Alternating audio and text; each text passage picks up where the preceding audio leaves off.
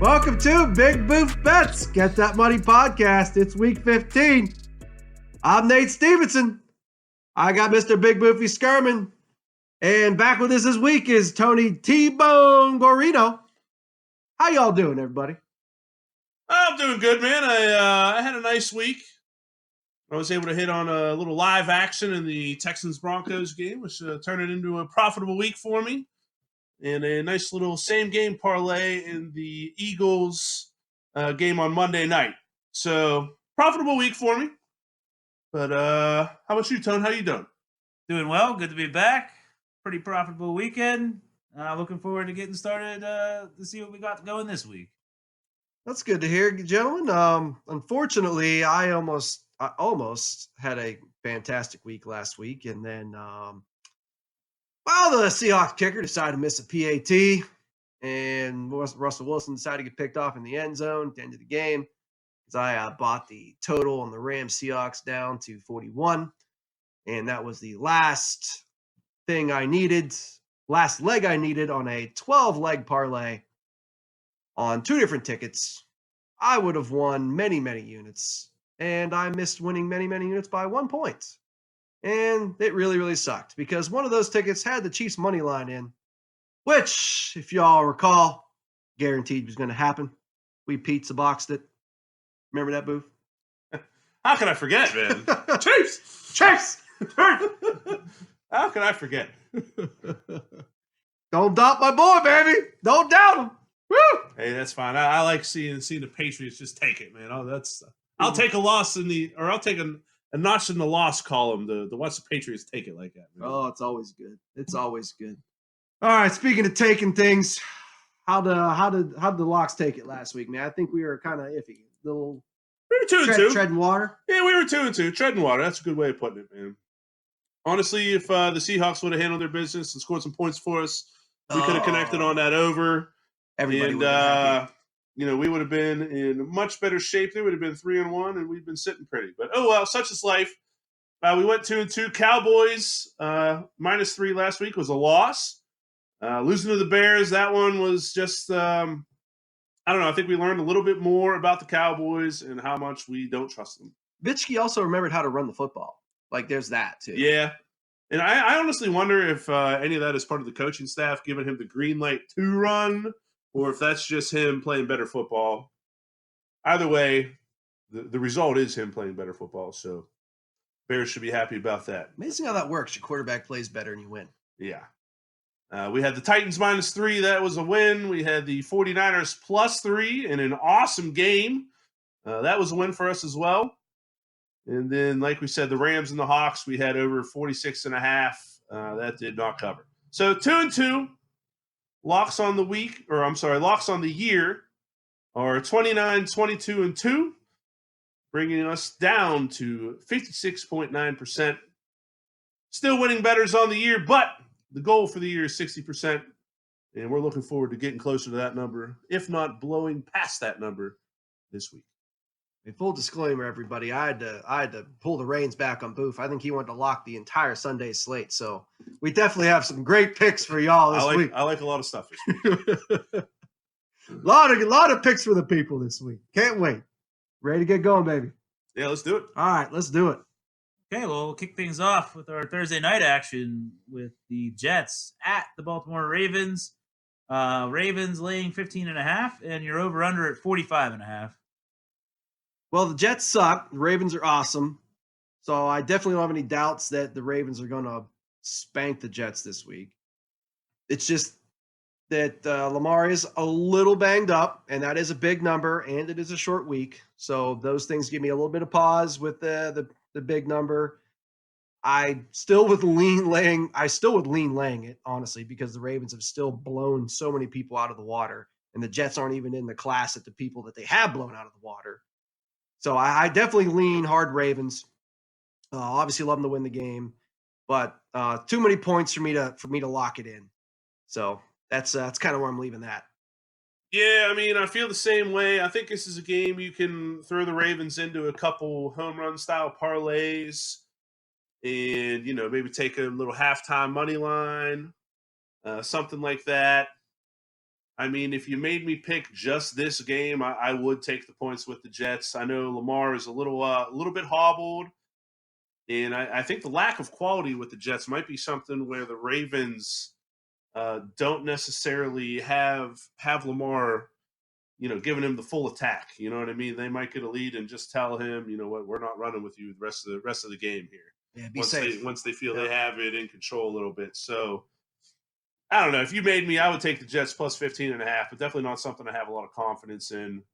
Myself personally, I will be taking Ravens on the money line at halftime, and we will be, we'll be putting that in a parlay of some sort and going from there. Can't hate on any of that at all. Let me add one more thing onto that too. Is something that I would also get a little freaky with is Ravens score first and win. You can get for about minus 175, 176. Definitely something that's extremely possible. Something I like to mess around with when I feel like I have a really good team going against a really, really bad team. And it's just one of those things. Sometimes, people still get lucky and get a field goal and then never score the rest of the game. So that's really the only risk with that. But you want to add some nice odds patter, nice on a home run parlay. I kind of like that a lot. So with that, though, we can move on there, Chief. Chiefs! Okay, moving on to our Sunday 1 o'clock games. We have the Chicago Bears at the Green Bay Packers. Your Packers laying 4.5 with the over-under at 41. Da Bears might not completely suck as much as we thought now that Bitchke's not sucking as much as he was. So you take that and the fact that the Packers are, can you even say a fraudulent 10-3?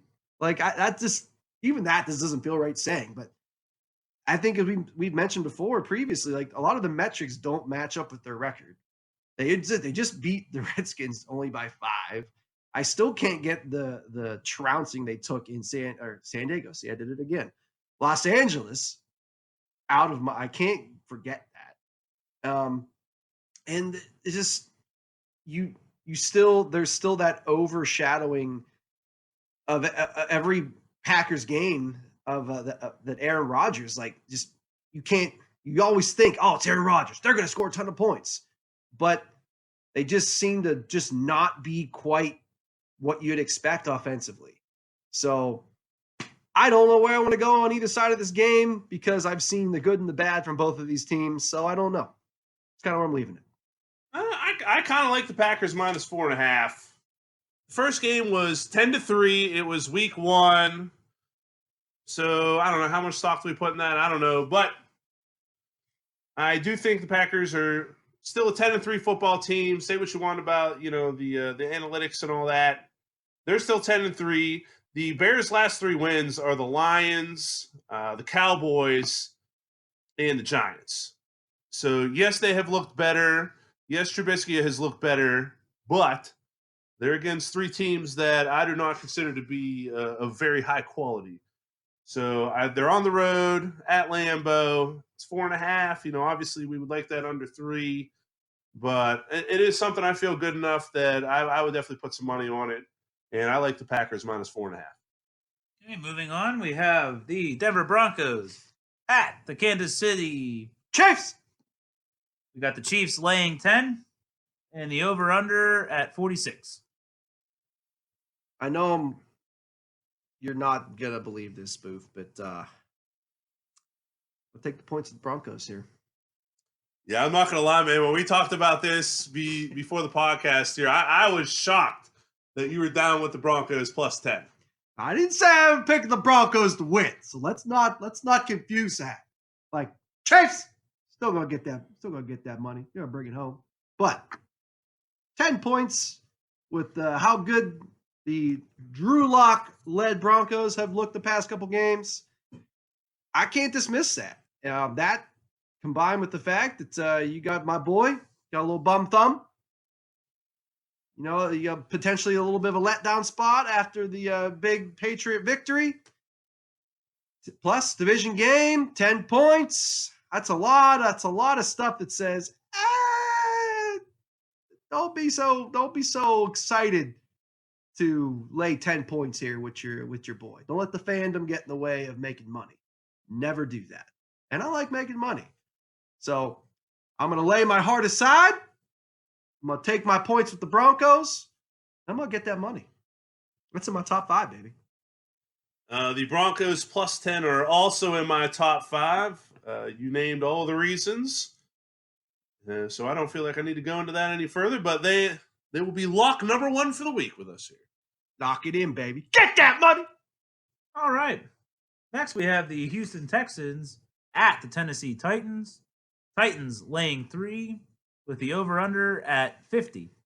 Speaking of teams that the Broncos just scrubbed, don't like the Texans here. They're right now, like, Texans are just horribly unlucky with what's going on in their schedule, man. Like, they faced the Broncos team that they didn't expect to be good, but had Drew Lock and unexpectedly scrubbed them after their emotional victory over the Patriots. And now you have the Titans that are just on a roll. Like, Ryan Tannehill has all of a sudden realized that it's okay to be a good NFL quarterback. Then you have Henry that's just trucking people. The Titans are just right now a buzzsaw I want no part of if I'm any team on their schedule right now. And quite frankly, I think this is one of those games where the Titans see everything in front of them. The Texans are like in oh crap mode. And it will not surprise me here that the Titans sweep the Texans in the next the 2 times they play in the end of the year here and win the division. Yeah, I like the Titans minus 3. It's kind of what we've been talking about for a few weeks here. I mean, ever since they made the move to Tannehill, this has been a different team. I mean, the defense has been better. The running game has been better. Derrick Henry has been rolling. I would definitely advise monitoring his status going into Sunday. He's currently questionable. I know he didn't practice this week, but that's kind of been part of their maintenance as it's been going on the last couple weeks. The other element to that, though, is he did get banged up in this most recent game. So definitely pay attention to his status. But as of right now, he is trending, or not trending, but the assumption is he's going to play. So all those being factored in, I like Titans are at home. Give me the Titans minus 3. They are in my top 5, and that gives us another lock for the week. And might as well lock it in, baby. Get that money. Next, we have the Miami Dolphins at the New York Giants. Dolphins getting 3.5 here with the over-under at 46.5. The Fitzmagic-led Dolphins definitely don't look like the horrible version of the Dolphins that you saw earlier in the season. They've been a cover machine for the past, I feel like 7-8 weeks. The Giants are just bad. I mean, they're bad. They're a rebuilding team. They went back to Eli. You thought they were going to get a little bit of a spark against the Eagles. They did for a half, and then they blew a 14-point lead against the Eagles, who are, quite frankly, not a great team either. This is just one of those spots where I don't see how, with how both teams have been playing, the Giants can be laying points here. I mean, the only rationale I can give is they're at home, but it's still an East Coast game. There's not even much of a travel aspect to it. So Fitzmagic has been bringing it. I feel pretty comfortable with the Dolphins getting 3.5. Won't surprise me if they win the game outright. So it's not in my top 5, but it was a very, very close fringe one for me. So I'm going to go bonus 5 territory. Give me the Dolphins plus 3.5. Yeah, well, while we were discussing this game before the podcast, I had 8. I was lobbying for 8 locks this week. This is true.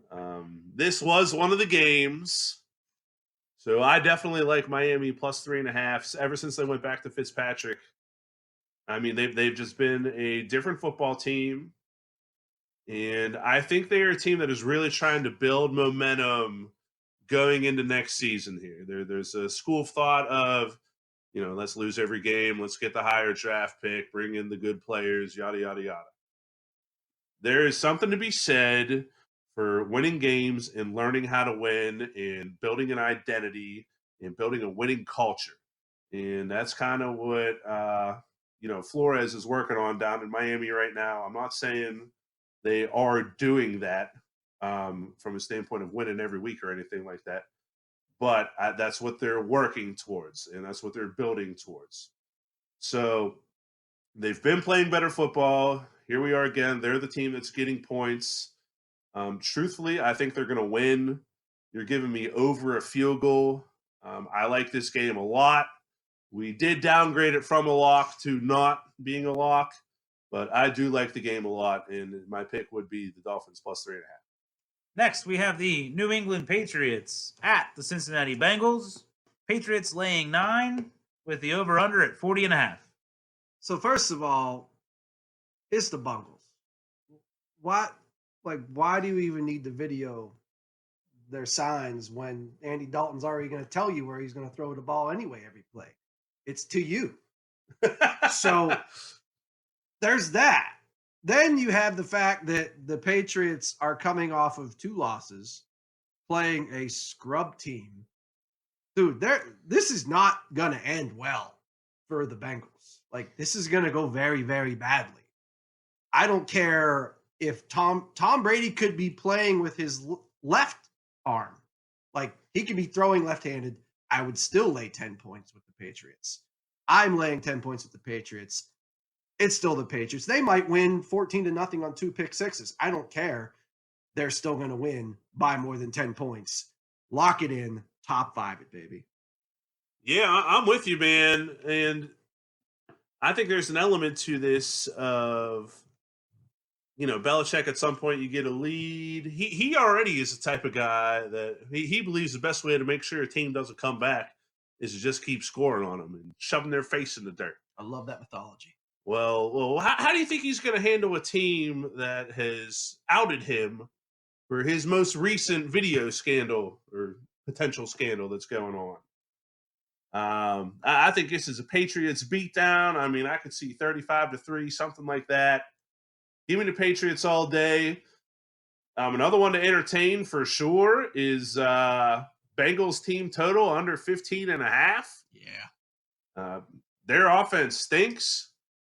The Patriots defense is excellent. They are going to be highly motivated. They're coming off of 2 losses. Woo! I like that pick a lot too. I love the Patriots -9. It is in my top 5. It is a lock for us. Man, I got to go live with you, man. You want to lock in under 15.5?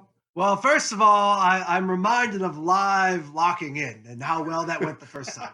Redemption, baby. But the good thing is when Andy Dalton throws a touchdown to the other team, it doesn't help his team total go up. So yes, I will lock it in, baby. Live locks, baby. Live lock under 15.5 for the Bengals. Give it to me. Boom. Lock it in, baby. Lock them both. Get that money. Get that money. And just know you still have time to ask me to edit that out after this podcast. Ain't happy. Moving on, we have the Philadelphia Eagles at the Washington Redskins. The Eagles laying 4 with the over-under at 40. I'm really upset that the Redskins don't have like another win or two so that they could be in this division championship, if that's what you want to call it, run of poop teams trying to make the damn playoffs at like 7-9. Because quite frankly, it's really tough to tell like which team is worse. I mean, if you literally took the names and the jerseys off of these teams, you would have a hard time picking like which team is the one that's near the bottom of the division. So 4 points either way. Like, the Redskins have looked a little better. Haskins has not looked quite as bad. And then you have the Eagles that just literally pulled a rabbit out of their hat last week against the Giants, who are the only team in the division worse than the Redskins. Nah, man, I don't want any part of this game. No way. Yeah, man, I'm with you. If Darius Geis was expected to play, I would take the Redskins plus 4.5. They still got Peterson and yada yada. I don't know. They're still the Redskins. They stink. The Eagles have been so disappointing lately. I mean, they lost to Miami. They almost lose to the Giants after losing to Miami when all of your division hopes are on the line here, and your playoff hopes with it. But I don't know. The Eagles are a team I have no faith in right now. This is a pass for me. Yeah. Okay, up next we have the Seattle Seahawks at the Carolina Panthers. Seahawks laying 6 with the over-under at 48. Boof, did I say last week that I was concerned that the Panthers' morale might not be all that? You did. And did the Panthers not get scrubbed by the poopy Falcons last week? They did. Yeah. I like the same thing happened this week because they're playing even an actual good team in Seattle who's coming off a loss. So I don't even need to break it down that much. Lay the points with Seattle, take it to the bank, top 5, be happy. Yeah, I agree, man. And it's something where Seattle obviously didn't look great against the Rams, but Carolina has just looked bad, and they looked even worse after the firing of Coach Rivera. So it's only 6 points. I mean, we're less than a touchdown here. Give me the Hawks -6. They are in my top 5, and that gives us another lock for the week. Lock it in, baby. Get that money.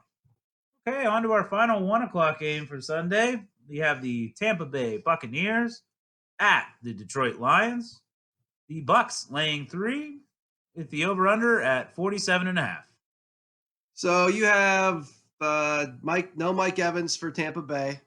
You have Jameis Winston with a bum thumb.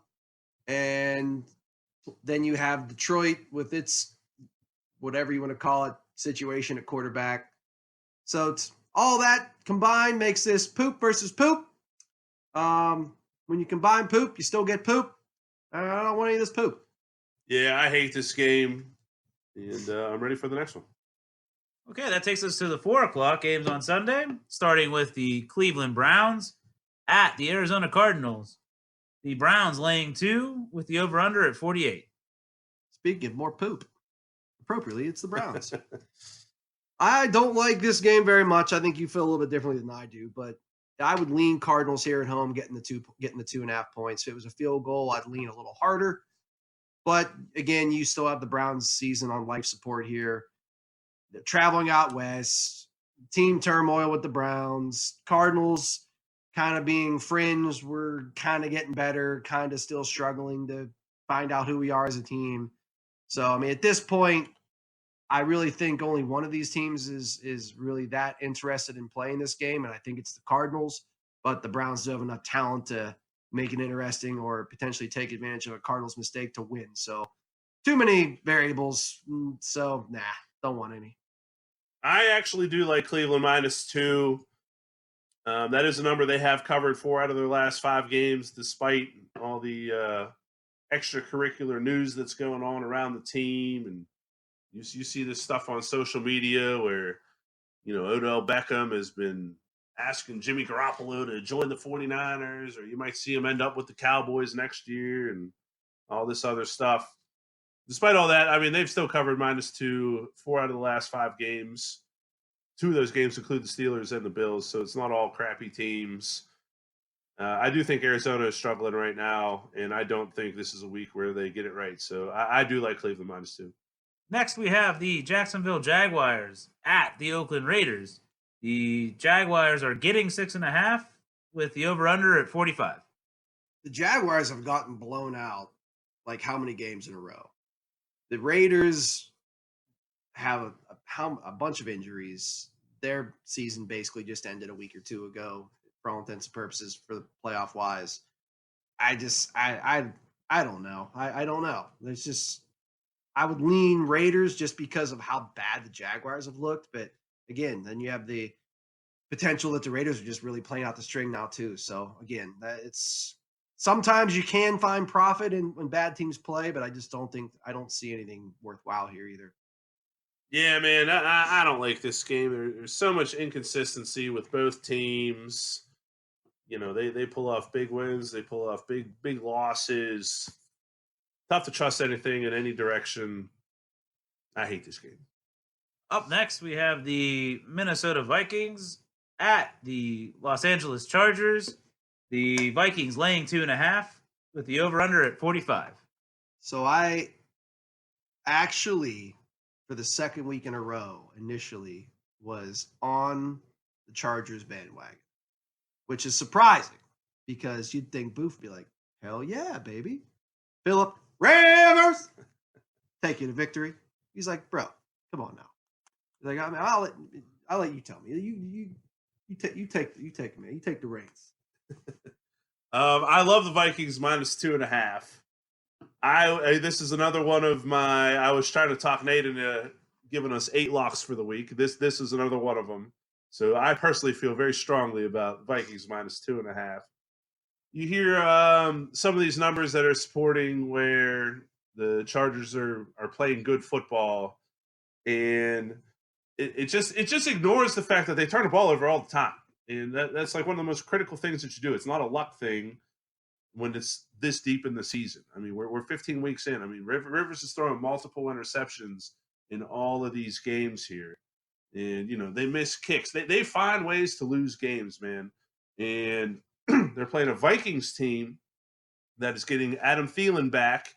This is just a dangerous football team. You want to talk about Kirk Cousins doesn't play well at night or on grass and blah, blah, blah. Come on, man. That's crap. Ignore that stuff. It's Vikings -2.5. We're at LA, which means we're basically at home because that's going to have more purple in there than it's going to be the Chargers fans. And give me the Vikes, baby. I already have too many picks to call them in my top 5, but I like them.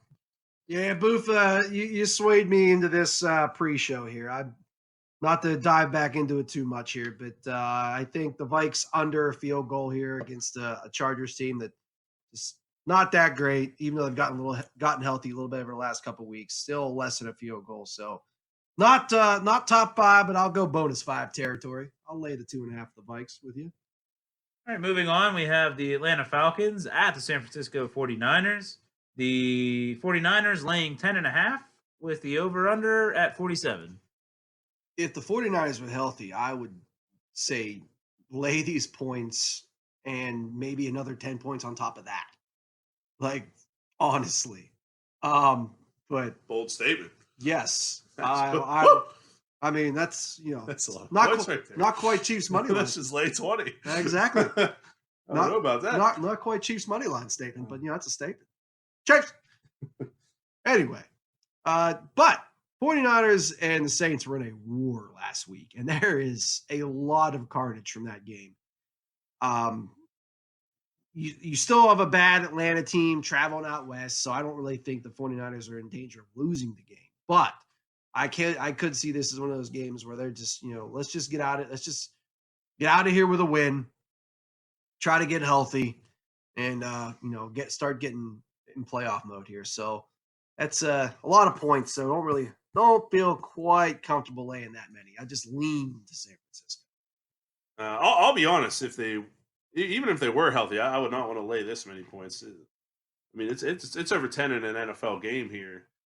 I believe Calvin Ridley is now out for Atlanta. Mm-hmm. With San Francisco, I know it's D Ford is out. I think Richard Sherman is one of the guys that was banged up. He is a maybe. Their center was another one. So they're missing some important pieces. He does, for sure. Emmanuel Sanders is still dealing with that rib thing he's playing. He had an awesome game last week, so I assume he's fine, but never know with how the rest of that game went. Either way, though, too many points for me. I'm definitely not taking the Falcons because at the same time, this could just be a 45-3, just thrashing. So who knows? This is a pass for me. Okay, that takes us to our final 4 o'clock game featuring the Los Angeles Rams at the Dallas Cowboys. Rams are laying 1 here with the over-under at 49. So the Cowboys are playing a good team, which means they're not going to win. So take the Rams -1, and that is my very simple analysis for this game. It is top 5. Yeah, I mean, I'm with you. I do think it is that simple. The Rams obviously looked good against Seattle, and the Cowboys looked pretty crappy against the Bears yet again. Now, they're not playing on Thursday. Maybe that's what the boys need to get going here. Is they're playing on a Sunday instead of a Thursday. But sadly, I don't think that's going to be their saving grace. And we're only talking about one point here, baby. Give me the Rams. The Rams are coming into form. Not that Todd Gurley is the same explosive guy that he was the last couple of years. But from what I'm reading, they are going to be taking the handcuffs off of him. They're not worried about any sort of pitch or snap count with him. So I like the Rams all day here, -1. They are in my top 5, and that gives us another lock for the week. Lock it in, baby. Get that money. All right, that takes us to our Sunday night showdown, the AFC wildcard battle between the Buffalo Bills and the Pittsburgh Steelers. The Bills at the Steelers, with the Steelers laying 2 in the over-under at 36.5. So, my Coach of the Year candidate, Mr. Mike Tomlin, got the boys going. One more time for the people there, Nate. One more time. My Coach of the Year candidate, That's right. Mr. Mike Tomlin, who should not be fired Unless they lose this week, then check the social media. I guarantee you it's up. unless he has a horrible game management game, which is totally possible. In which case, I might immediately say he should be fired again for about the 15th time this season. So, yeah. You digress. I digress. The 2 good teams, 2 really good defenses. What scares me as a Steeler fan is that the Bills are a better offense just by virtue of them being healthier. Josh Allen is not the most accurate passer, but he is an athletic quarterback that does like to run with a strong arm. Those things can't be overlooked. And the fact that the Bills are actually getting 2.5 points, quite frankly, if the Bills are getting 3, I would be very tempted to take the 3 points with the Bills here. I think this is one of those things where I do think the Steelers are going to make the playoffs, but I don't see them winning their last 3 games in a row. I think they're going to lose somewhere. I think this is where it could be it. I hope I'm wrong, but so beyond that, I do think your best bet with this game is the under. I do think it's going to be a low-scoring defensive battle. Even though it's a low total, 36.5, I think you can feel crazy enough to say I think you feel pretty comfortable taking the under. So much so it's in my top 5. Yeah, I love the under 36.5. Steelers 4 out of the last 5 games have covered that under, and I look for that trend to continue. I feel like we have 2 coaches that are very comfortable playing in a low-scoring game, playing in a game where we just tell our quarterback and our offense, don't turn it over. Let's make sure all of our drives end in kicks, whether that's a field goal, extra point, or a punt. And I think they are both looking forward to playing this style of game where they know that the opponent is going to do the same thing. We're going to see which one's better at it. So I understand where Nate's coming from with Josh Allen is probably the better quarterback in the game. And he plays fearless, man. You know what I mean? He doesn't always slide. He's not afraid to lower the shoulder and go do what he's got to do to get it done. I like that. And me too. I mean, that to me is it's inspiring football. It's a guy that is going to get the rest of his guys to play hard around him.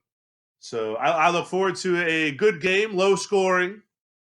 And I do love the under 36.5. It is in my top 5, which gives us yet another lock for the week.